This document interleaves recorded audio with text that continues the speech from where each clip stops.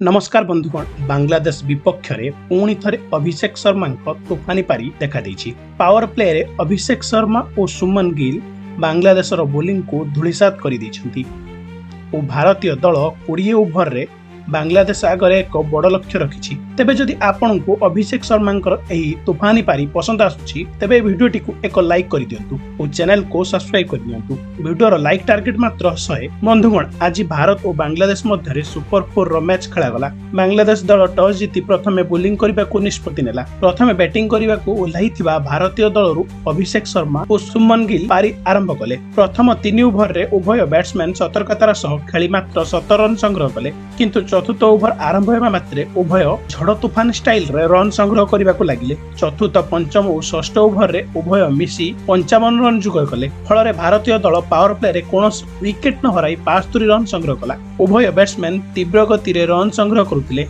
किंतु power play शेष होगा मात्रे सुमन गिल 29 रन रे आउट हेले और भारतीय दल 77 रन रे प्रथम बड़ झटका पाइला।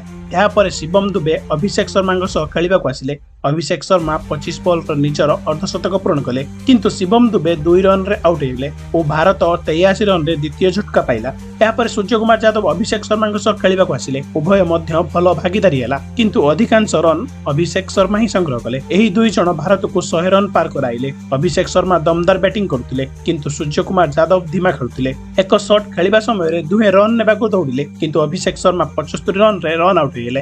भारत 112 रन रे तृतीय झटका पाइला।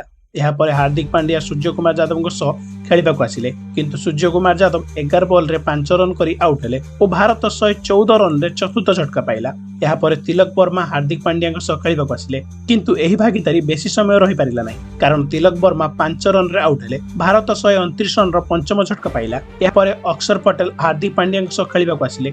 अक्षर पटेल गोटिए पटे धीमा खेलुथिले, किंतु हार्दिक पांड्या शेष ओभर गुडी करे द्रुत गति रे रन संग्रह कले। 18 ओभर रे भारतीय दल 5 विकेट हराई 155 रन संग्रह करितिला। हार्दिक पांड्या 22 बॉल रे 29 रन रो और अक्षर पटेल 10 बॉल रे 6 रन करि खेलुथिले। प्रथम 10 ओभर रे 96 रन संग्रह करितिले, किंतु परवर्ती 10 ओभर रे 200 रन रो आंक होई पारिला नाही। विकेट पड़िबा हेतु भारतीय दल शेष रे एक कठिन स्थिति पड़ितिला, किंतु हार्दिक पांड्या दमदार बैटिंग भारत को एक भल स्कोर पहुंचाई।